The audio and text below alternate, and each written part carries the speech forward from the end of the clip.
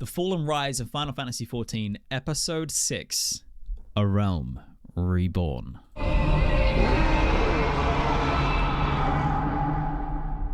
When the cage built from the essences of the 12 was destroyed, the sky was filled with a colossal cloud of ether.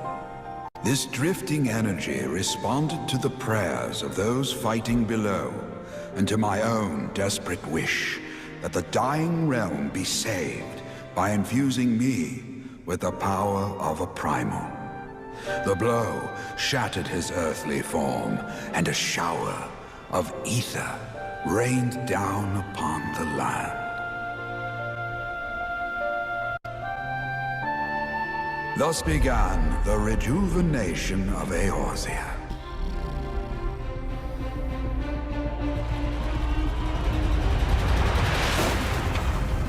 Okay, I know that I'm early into the video and I'm pausing to talk and react, but the fact that what we just saw there is what you get if you finish Coils, right? And you don't get to find that out unless you actually go and do it. It's a essential piece of content. It's not like stopping you from progressing through MSQ or anything like that. You could play the whole game today, all the way through to current, and you wouldn't get that. And you'd be missing the fuck out. Oh my god. He's the GOAT! How could you not? God damn. And these intros get me going. Woo.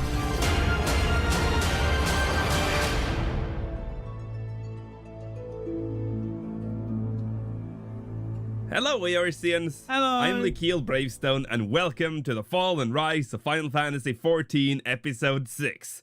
It's finally here! Thank you so much for your comments on the previous episode, I really appreciate it. Also a big thank you to all our Patreon supporters and to everyone that's joined our Discord server. If you haven't already, links are in the description. Okay, let's get into the episode. Sunday, November the 11th, 2012. Midnight, PST. Final Fantasy XIV 1.0 is no more. All 1.0 servers have shut down and players are no longer able to access Eorzea. Let me in. 2 AM, PST. Let me in. Letter from the Producer Live Part 4 begins. A serious Naoki Yoshida and Toshio Foxclone Moriuchi, wearing black suits, greeted the homeless Final Fantasy XIV players. A sense of somber optimism spreads throughout the community as the two starts explaining what could be expected in the Reborn 14, as well as answering questions from concerned 1.0 players.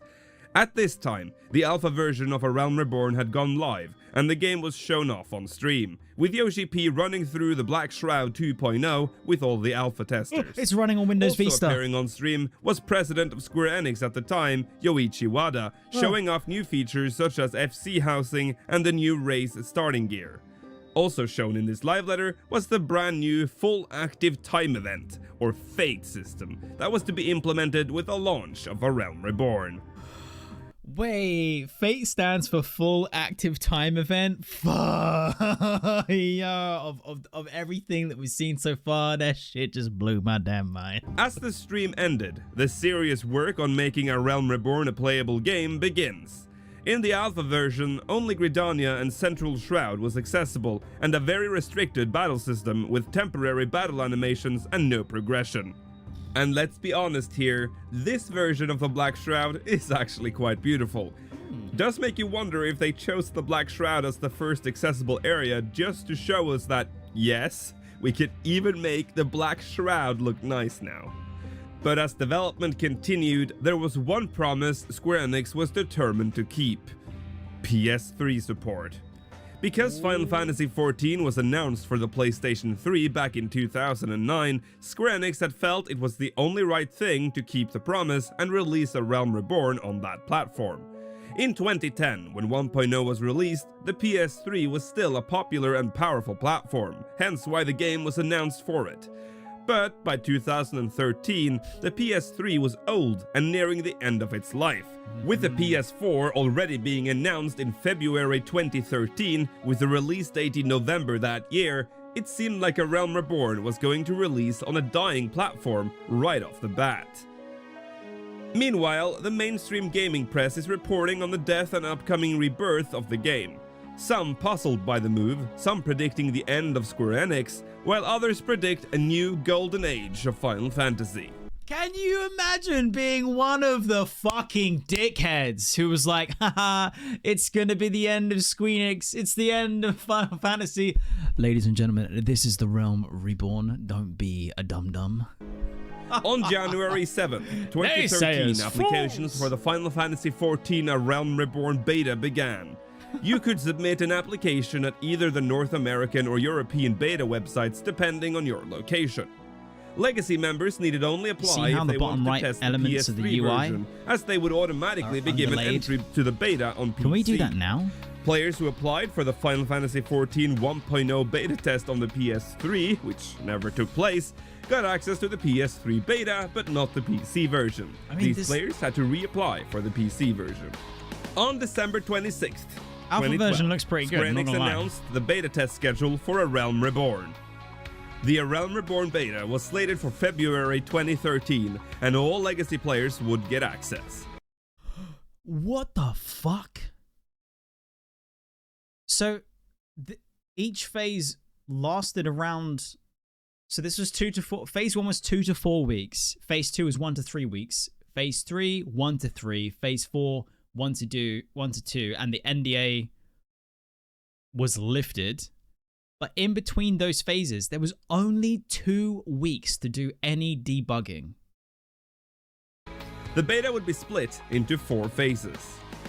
Phase 1 of the beta began on February 25th, 2013, and acceptance emails were sent out from February 18th. This phase was conducted in weekend schedules lasting 4 weeks. Phase 2 began on April 5th, 2013, and the main focus of this test was the gamepad controls. This phase lasted another 4 weeks.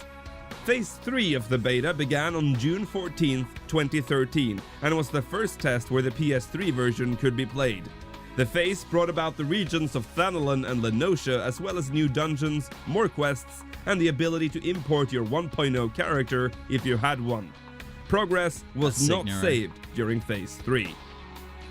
And Phase 4 of the beta was an open beta and officially began on August the 17th, 2013, with Phase 3 testers given access on August 16th. From the first to the 4th phase, the game saw massive changes to the UI and other systems, making it more akin to what the current UI in Final Fantasy XIV looks like today. The phase lasted until August 19th, and this marked the end of the beta. Early access was set to begin on August the 23rd, and a final release date was set to August 27th. One of perhaps the most surprising changes coming to the game was the soundtrack. The original soundtrack, entirely composed by Nobu Uematsu, was to be replaced by a new soundtrack to go with the rebirth of Final Fantasy XIV. This soundtrack was not to be composed by Uematsu, but by composer and sound designer Masayoshi Soken, with only a few tracks from 1.0 being kept. Praise him! Praise our primal!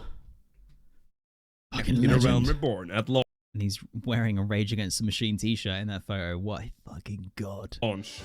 This caught fans off guard, as the soundtrack was one of the few redeeming qualities of 1.0. The reasoning for this change was that 14 was being reborn, so to further emphasize the rebirth, new music scores would replace the old ones. Another interesting change was finally implementing Arcanist. The Arcanist guild had been in the game since 1.0, but had not been implemented. The class fundamentally changed, and instead of wielding canes, they would now wield books. The Arcanist was also the first and only class that would branch out into 2 different jobs upon reaching level 30. It will also become the first class with a pet. A full-fledged minion system was also being developed to be included at launch. Several TV commercials started appearing all around the world, some stranger than others. The US got perhaps the strangest one. Eorzea was destroyed Oh no. by a force of unimaginable power raining from the sky. In the face of adversity, we are the chosen, saved by the warriors of light. It is the dawn of a new age. We must become the lifeblood of Eorzea. Yes! We must take back this land with might. Run with your Converse! With magic. Run! And your Primark jeans. Now go forth. What the fuck is this? Conquer. Rule.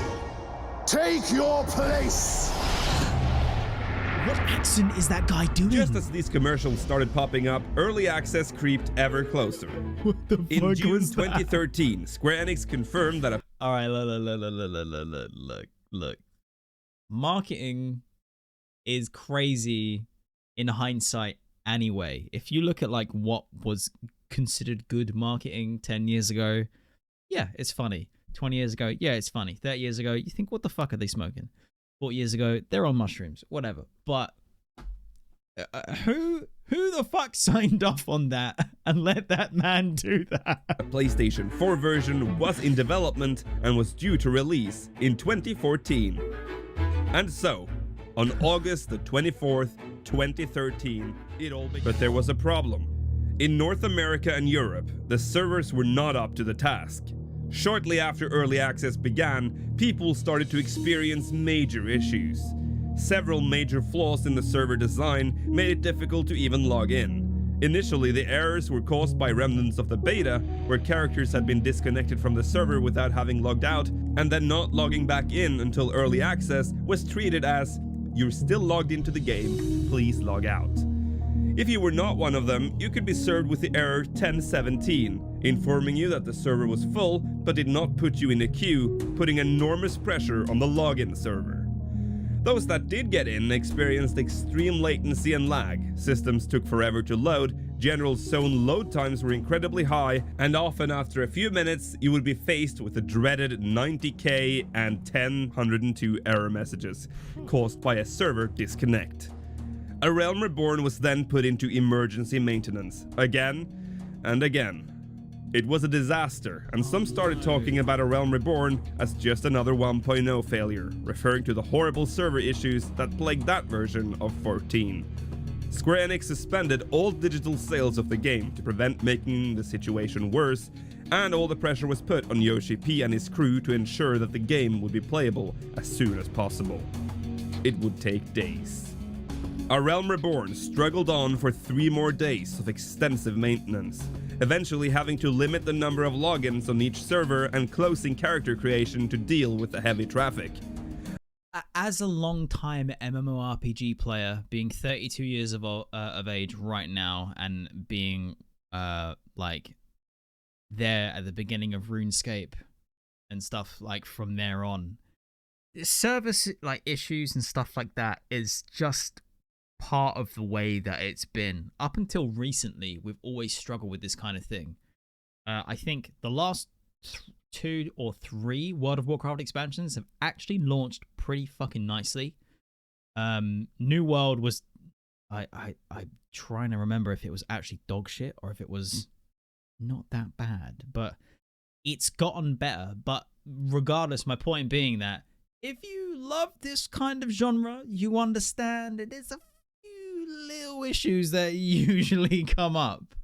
And taking time off work is always risky because you might not even get to play the game. But can you imagine the actual shit the bed moment and the trepidation of like, okay, we've destroyed the old game, we built a new one, we promise it's going to be good. Fuck, you can't even play it. On the official forums, Yoshi P is quick to apologize to the players that have been looking forward to an early access weekend but had their hopes crushed. In the post, he asks players to switch to low population worlds to alleviate the pressure on the overpopulated worlds. Again, on August the 26th, Yoshi P once again takes to the forums to further explain and apologize to players, this time under his own account. On behalf of the Final Fantasy XIV A Realm Reborn development team, I would like to extend my deepest apologies to those early access participants who have had difficulty using the North American and EU data centers. In response to a variety of issues, we have conducted emergency maintenance several times over the past few days. The first instance, which was conducted 6 hours following the beginning of early access, was to address the 90K and 3000 errors, which were first discovered during Phase 4 of the beta test. Our server team began taking measures to improve the performance of the lobby and duty finder servers. The subsequent emergency maintenance was necessary to implement their changes. This maintenance proceeded as planned, and afterwards we verified that the stability of the instance battles on the duty finder was much improved. However, we then discovered that certain lobby servers had been improperly configured, and we were forced to conduct another brief maintenance to resolve this issue. Although we have successfully addressed a number of serious issues in the past several days, we have nevertheless decided to implement login restrictions for the time being due to the extremely heavy load being placed upon the servers. In this way, we can ensure that the maximum number of players can play the game without risking a server crash. I know no one wants to wait to log in, but I hope you all understand why we believe this precaution is necessary. Once again, I would like to sincerely apologize to all our players who have been unable to enjoy early access due to the tremendous congestion, the ensuing issues, and the frequent maintenance. Everyone on the development and operations team is dedicated to providing the best possible experience for our customers, and we will continue to do our utmost to resolve the remaining and any future issues. It would seem Square Enix... Okay, and now, talking as a player who started playing 5 months ago in June of 2024, I was there for the launch of Dawn Trail, the latest expansion for the critically acclaimed MMORPG known as Final Fantasy XIV. Not sure if you've heard of it. Has a free trial up to level 70. Anyway, it went down flawlessly. There were no goddamn queues. The biggest queue number I saw was like maybe 300, and then it was done. It was gone. It was fantastic. It was flawless. It was incredible. And what you have here as well is legit a producer of the game holding his hands up, taking accountability, communicating to his audience, and then getting shit done. Clearly, because look where we are now. Whereas, not to shit on any other companies or games that we know exist in the MMORPG genre, but you don't get that. You don't. Had underestimated the North American and European market, and had invested in data centers that didn't have the capacity required to deal with the number of players that were flooding in, seeing as Japan had no issues during early access. Early access was to last until August the 27th, 2013, when the game would launch, but few got to actually play the game as intended in this period, extending the early access playtime by 3 days. On the official launch party of A Realm Reborn, an exhausted producer and director Naoki Yoshida addressed the Eorzeans all over the world with an emotional speech, apologizing for the shaky early access. まあちょっとやばいっす俺。まずご挨拶の前にですね、このアーリーアクセス3日間やってきましたけど、NA、EU の TC の皆さんはちょっとメンテナンスが数回入ってしまってですね、貴重なアーリーアクセスのプレイの時間を多少ロストしてしまったので、今日この放送、全世界に放送されているので、まずその点お詫びさせてください。申し訳ありません。これから先長い旅が始まるので、まあ、その中でまたその辺りを挽回していけたらなと思ってます。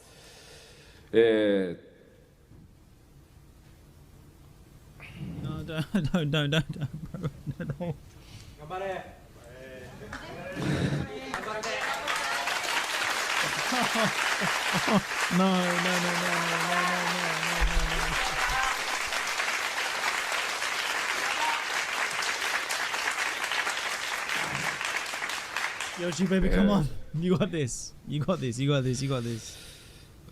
ファイナルファンタジー14を、引き継ぐことになってもうすぐ3年になります。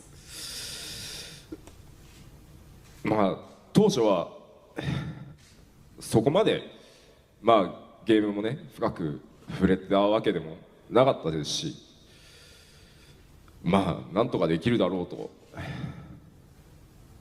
まあ、あとはやっぱり自分自身 FF が好きで、前 MMO が好きで、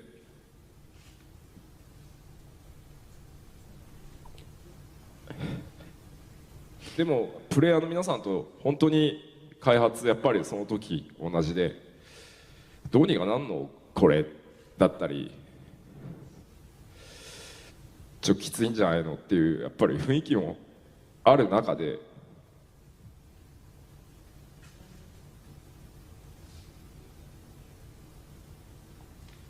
本当に一つ一つ皆さんに応援をして。 1 week after the launch of A Realm Reborn, and the issues were still not quite resolved. A 10-hour-long emergency maintenance was put into place to resolve the core issues. He's like a and miracle. Overflow servers were created to And the deal whole with the dev new and team. ever-growing population of Eorzea. So unbelievable. After this period, most of the server issues had now been resolved, and the gameplay experience improved vastly. And like, I New cannot and believe veteran it. players alike was greeted by a revitalized Eorzea, full of stuff to do, clearly having learned from its 1.0 predecessor. But what now of the reviews? Was A Realm Reborn truly better than 1.0? Redemption at last.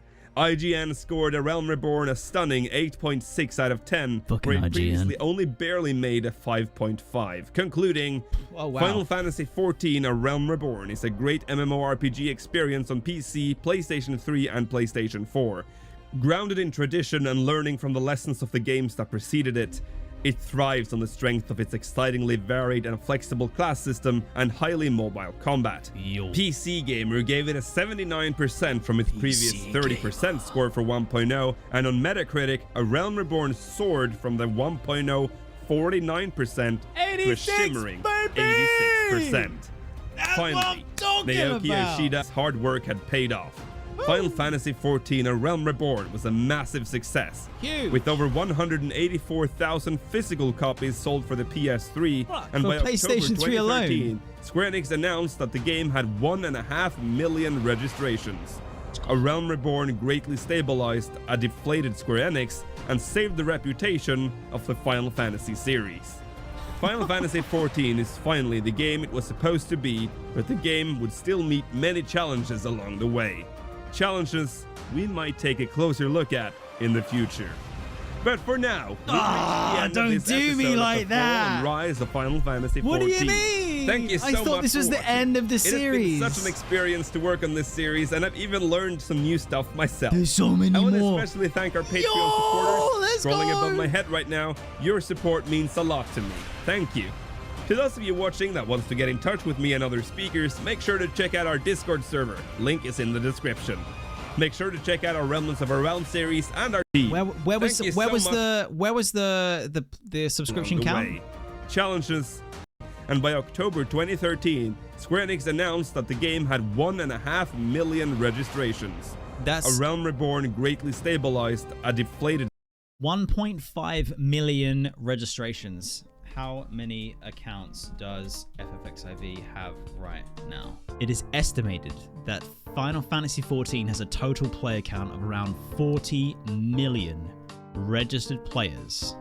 1.5 million to 40 is kinda just fucking crazy. I mean, registered accounts is not the best way to go by active player counts, active subscriptions, all that kind of, you know, I know, we know. But 1.5 to 40, if we're talking milliliters, that would be like, yeah, man, that's a big drink, baby. That's a little more of a gulp. We're talking millions. This series is actually fucking incredible. And I mean, I can only imagine what it must be like to be a long-term Final Fantasy XIV player and fan, and to watch this stuff and be like, holy shit, this is incredible. Because I feel emotional and like clearly fucking engaged. And I've only been playing for 5 fucking months. This is amazing. It's amazing. It's so impressive as well. It is so impressive. There is just there is so much good to say about Final Fantasy XIV, about its creators, its developers, its player base, the passion, the story, the music, the fucking blood, sweat, and tears that goes into creating this magnum opus. Oh man, it's so impressive. It's so impressive. I'm so glad I started playing, man. I'm so fucking glad. I'm so glad. 29 million characters worldwide right now. 29 million. What the fuck? That is amazing. Oh, and there's just so much in the game. Like I keep saying it every other bloody stream. It's a meme now. But like Final Fantasy XIV has every game in it anyway. Like you don't need to buy other games and play other games. Maybe an FPS. But otherwise, you know what? No, the Golden Saucer has an FPS mode. When you go on the ride and you shoot. Like there's every game ever in here. Oh, it's just incredible. It is just incredible.